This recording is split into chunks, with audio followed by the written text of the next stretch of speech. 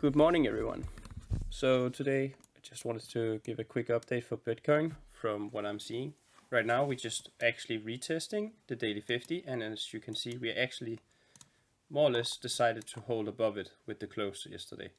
So today is going to be exciting to see if we're going to get a close below. In case we get a close below, we need to reclaim it very fast for us to start heading upwards. Otherwise, I think we're going towards the lower levels that I gave earlier. In the Discord group, I told you guys that I was thinking we could go down to revisit some of the lows, and I think we should expect between 59,800, 61,300. I think that's a pretty good area to look for. It's the same for me. I think personally I like, again, if we're looking at demand and supply zones, this one is one for me that I like quite a lot. But I would not say this is the only option that is. There's a good chance that we might just swipe out these lows, like here. You have all of this right here, more or less. So maybe we just sweep 61 something. Maybe decide to take a fair value gap or something. I'm not quite sure what we have here. Maybe we have this one, this wick right here. We might want to just take it out. So around 60,900 or somewhere around these regions. I could expect some sort of a pullback too. I don't see any. Actually we have a 4 flat bottom right here. So maybe we just take this one out and then we start going. So that's more or less my thought for Bitcoin if I was supposed to draw it for you guys to make it easy. I actually already have a chart that's made from what I'm seeing at the moment. Yesterday I told you guys any closer below here would give us a short. I took this short when I saw the 1 hour. This one. I took a short. I actually think I took it a little bit premature. I took it around here, 64,400. And I took profit already because I'm actually expecting us to get some sort of a bounce into this area here.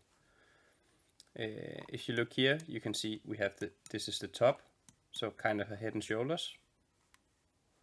Since as long as this one don't break, I think we're gonna go lower.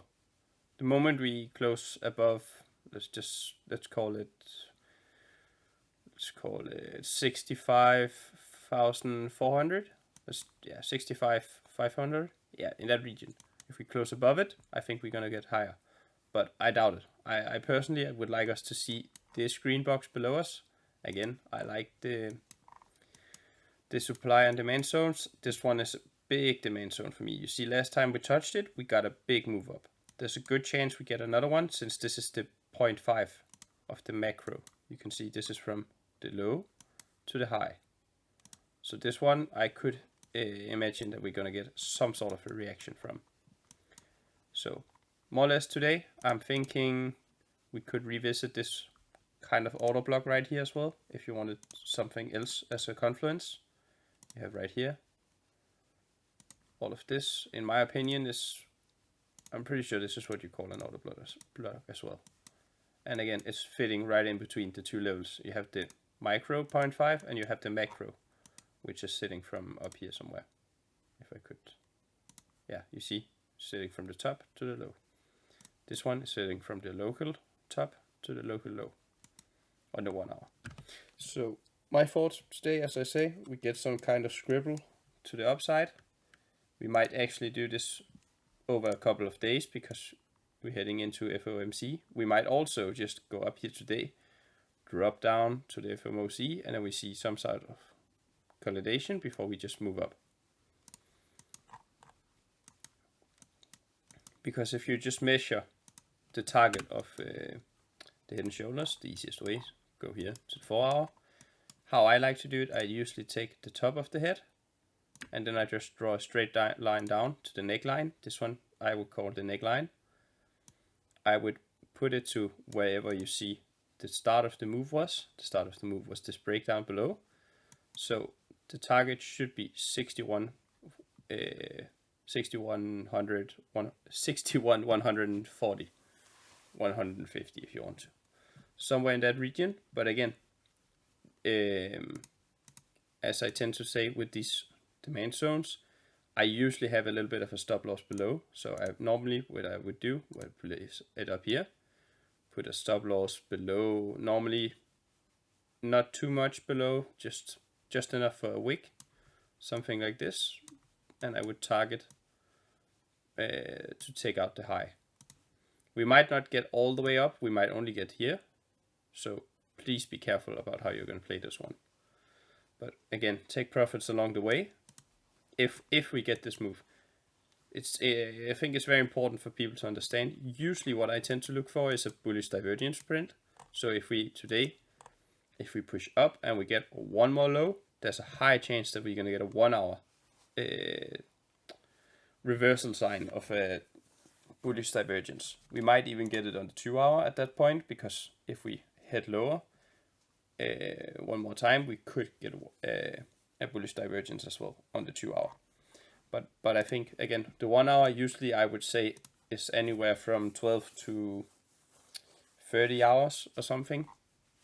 So don't expect it to last too long if we get only a 1 hour. You can see it every time it happens. It's quite easy actually. Let's try to see. Yeah, we actually have one here. You have this one. This is a 1 hour bullish bearish, sorry. You have a high here and a high. You have a higher high but a lower high. This way there's a high chance that you're going to get a short-term reversal. Of course, there was more warning signs. This head and shoulders in general. Also just the fact that we never was able to get above here. You have a few auto blocks along the way, like here. And you see we never closed above it. This is the top. Never one candle in this area was closed above. But I think that's more or less it for Bitcoin for today. I will see if I can do an altcoin video as well, but this is what I have for you at the moment. See you around, guys.